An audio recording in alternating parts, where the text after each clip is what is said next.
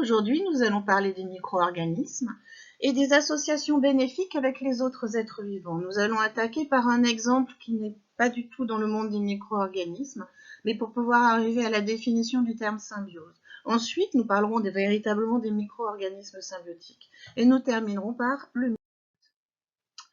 Partons donc d'un exemple visible, qui n'est pas du tout un monde de micro-organismes, c'est celui du cep et de la racine de l'arbre.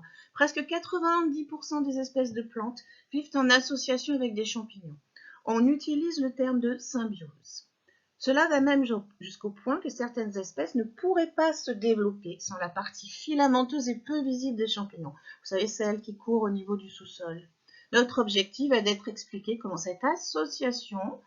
Tiens, on a déjà une petite piste pour définir le mot symbiose. Profite à la fois à la plante et aux champignons. Oh, n'ai-je pas déjà donné la définition?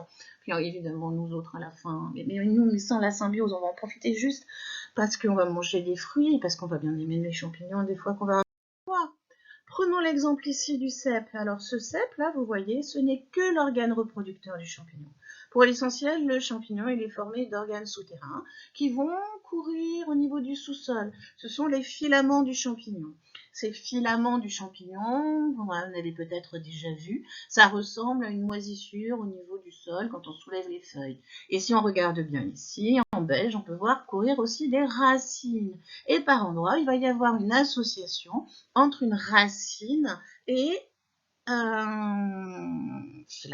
champignon. Cela va porter le nom de mycorhize. Alors vous savez qu'une plante, elle a besoin d'eau, de sels minéraux pour pouvoir fabriquer sa propre matière organique. Mais parfois, c'est compliqué uniquement d'avoir toute l'eau et tous les sels minéraux nécessaires quand on est un arbre. En revanche, elle va fabriquer donc de la matière organique, c'est-à-dire du sucre, et ces sucres, les champignons sont incapables d'en fabriquer. Alors qu'est-ce qui va se passer? Eh bien, grâce au mycélium qui court au niveau du sous-sol, il va y avoir rencontre du mycélium au niveau des racines des arbres, il va y avoir une association. Alors, cette association, voilà à quoi elle ressemble. Hein. C'est ici, vous avez un petit bout de racine qui se retrouve complètement entouré par le filament du champignon. Ça va aider à l'arbre de capter l'eau, les sels minéraux pour fabriquer sa propre matière organique, donc du sucre, et il va donner en échange des sucres aux champignons. Donc, il va bénéficier, lui, de cet échange. Chacun bénéficie de l'échange et de l'apport de l'autre. Nous sommes donc dans une symbiose. Si nous comparons les plantes avec et sans mycorhize, que pouvons-nous remarquer? Sans mycorhize, c'est ce que vous avez ici. Avec mycorhize, c'est ce que vous avez là. Sans mycorhize, là, on n'a que les racines, avec les petits poils racinaires, là, d'accord? Et là, ici, vous avez les racines avec tout ce réseau qui ressemble à des toiles d'araignée. En fait, c'est le fameux filament du champignon. Eh bien, avec les mycorhizes, on va avoir des plantes qui vont être 2 fois plus grandes de 1,60 m que les plantes qui n'ont pas de mycorhizes. Donc on a bien une association qui va être bénéfique à la fois pour la plante et pour le champignon. On a un bénéfice qui est réciproque et ça s'appelle une symbiose. C'est un échange réciproque, bénéfique qui profite aux deux. Retournons dans le monde des micro-organismes. Et là, cette fois-ci, nous allons voir un exemple de symbiose au niveau des racines de plantes. Alors, pas n'importe quelle plante, c'est des plantes qui portent le nom de légumineuses et des bactéries. Alors, ces légumineuses, c'est quoi les légumineuses? Ce sont tout ce qui appartient au monde des plantes qui donnent des gousses, comme les haricots, le trèfle, la luzerne, le soja, les lentilles, les fèves, les petits pois.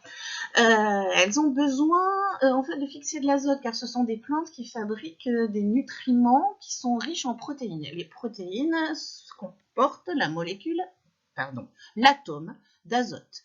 Sauf que souvent, l'azote, la plante, elle a du mal à le puiser dans le sol. Mais il existe des bactéries qui vont être capables de capter l'azote de l'air. Vous savez qu'il y en a plein d'azote dans l'air. Alors ces bactéries, en fait, elles vont s'installer sur des zones très particulières qui portent le nom de nodosité. c'est un petit renflement sur la racine. Les cellules racinaires vont abriter à l'intérieur de leur cytoplasme des bactéries.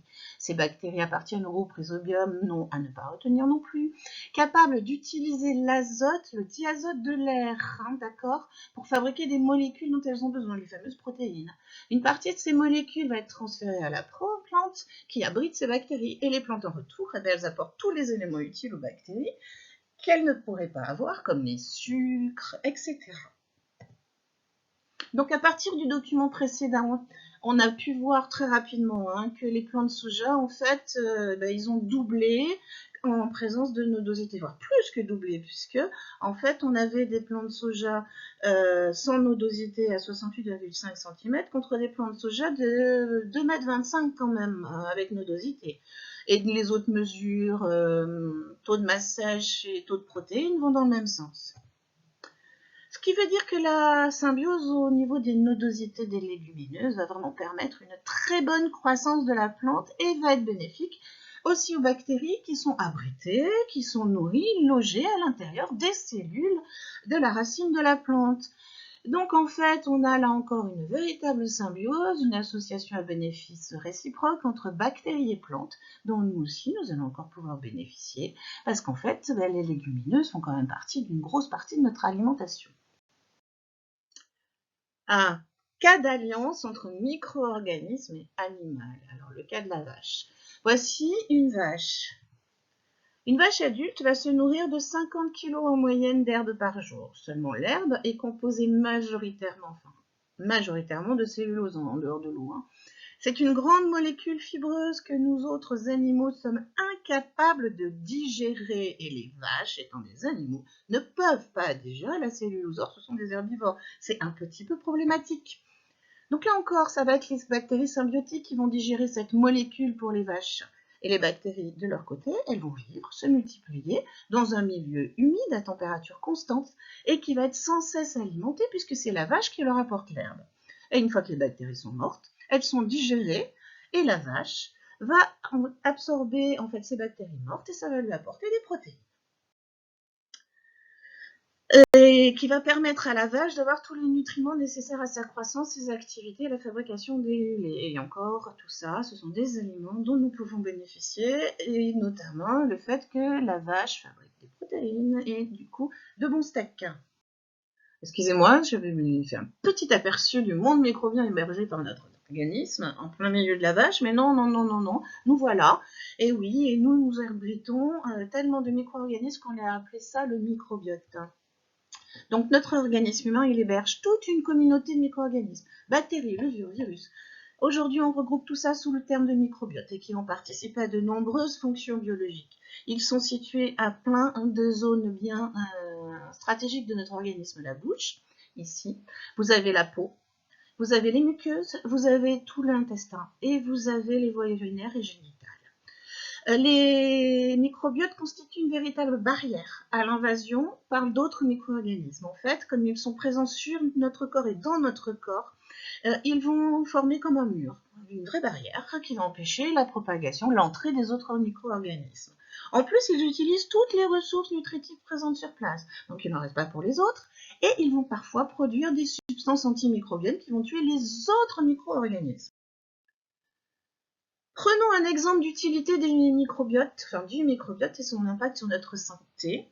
L'eczéma atopique et l'apparition de plaques rouges qui démangent avec une petite peau sèche, la formation de croûte, elle est due en fait à l'entrée au niveau de la peau de substances allergisantes et qui vont déclencher une petite réaction immunitaire avec une inflammation qui n'est pas typique, qui va donc porter le nom de allergie. Le nombre de patients atteint à tripler en quelques années dans les pays industrialisés. C'est l'affection de la peau la plus fréquente chez les enfants. Si on regarde bien, en fait, dans notre monde industrialisé, on va nourrir les enfants avec du lait qui est du lait en boîte. Ce lait ne contient pas de bacilles. Donc du coup, les enfants auront beaucoup moins de lactobacilles au niveau de leur intestin que des enfants nourris avec du lait avec lactobacilles. Et si un lait sans lactobacilles, 23% de la population va seulement développer cet eczéma. Par contre, sans lactobacilles, on double ce pourcentage. On passe à 46%. Donc on se rend bien compte que les bactéries protègent la santé de l'enfant, elles vont protéger aussi la santé de l'adulte. Mais attention, en échange, il faut aussi que notre alimentation profite aux bactéries et aux différentes espèces présentes au niveau du corps. Alors un autre exemple de rôle protecteur.